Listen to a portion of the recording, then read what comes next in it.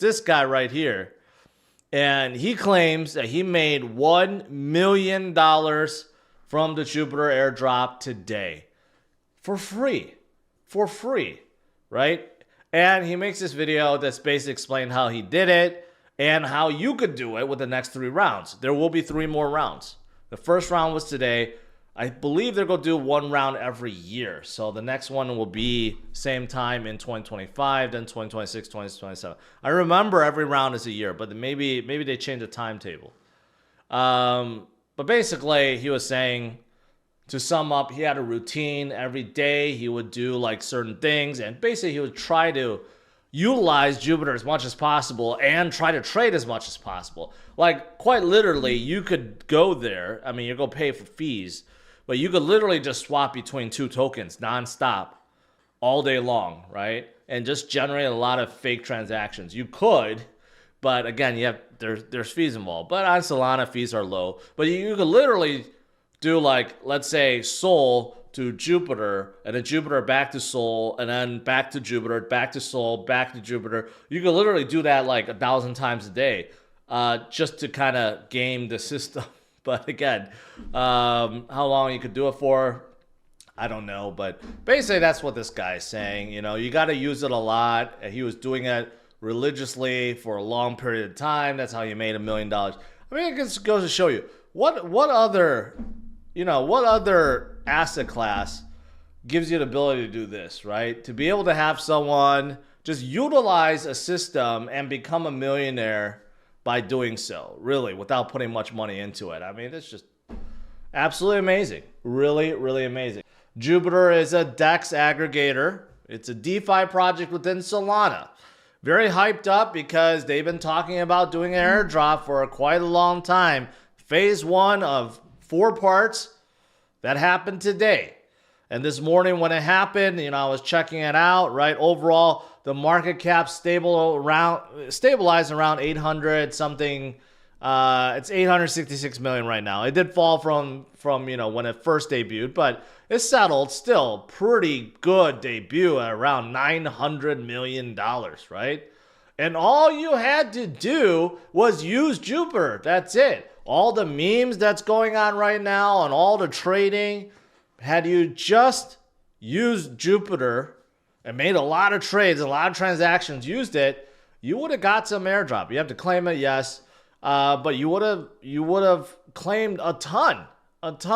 And Jupiter, I mean, it processed 1.2 million transactions, $1 billion in volume today. It was definitely the hottest DeFi projects, hottest DEX, and also it made Solana's transaction double in minutes just after the airdrop. This is how hot it was, right? It goes to show you what one good dApp can do for an entire ecosystem.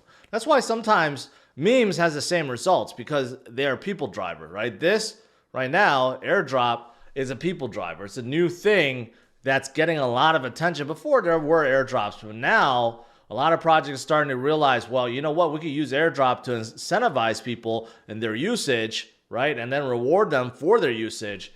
It's actually starting to work. We had Jitto that did it earlier they did it like late last year. I keep thinking we're in the same year, but they did it successfully. Now Jupiter is even more successful. So I bet you a lot more projects in the future, especially DEXs, will be doing this, right? And causing a lot of trading. And here's the thing. Solana, even as overloaded as it was today, it had 100% uptime. It did not crash. That's pretty good. We've been waiting for over a year for Solana to crash. Not that I was really waiting for it, but I was, fingers crossed that wouldn't happen, especially with high volume today. It did have very high volume, and it didn't flinch. So that is absolutely fantastic for Solana overall, right? Because, obviously years ago, many outages due to high transactions, high volume. What happened after the Fed meeting? To summarize, Powell basically said, you know what? we're serious about getting down to 2% inflation rate. Okay, we want to be at 2%. So we're going to keep the rates the way they are and basically kind of squash the notion that there will be a cut in March.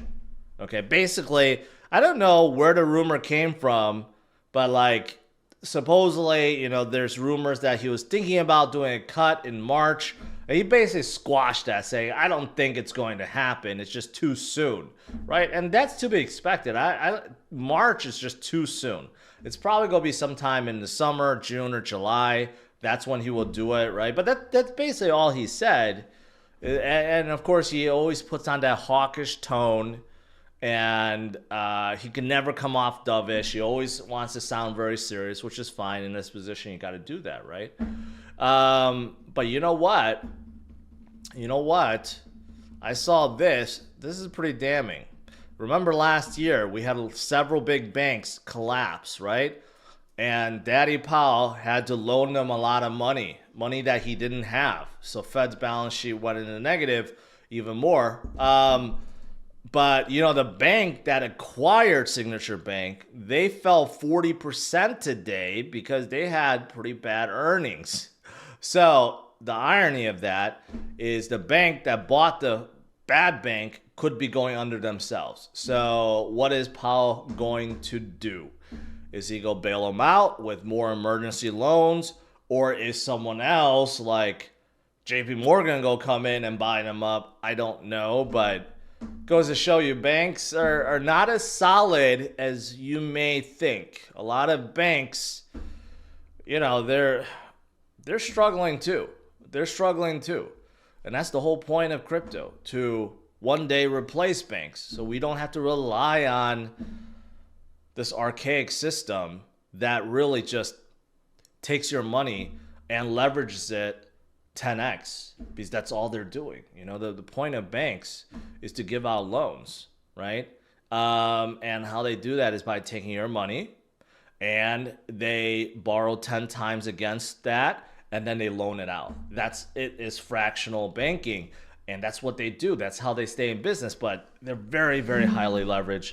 And thank God they have someone like Fed and FDIC that will bail them out when there's trouble. Otherwise, they would just collapse. The whole system collapse, and everyone goes into dark ages. But yeah, it goes to show you can't really trust them fully. They're all kind of built on a house of cards, basically. Again, the more you know about money, the more you know about how money really works, the more you get bearish on holding money and more bullish on holding crypto. That's just how I feel.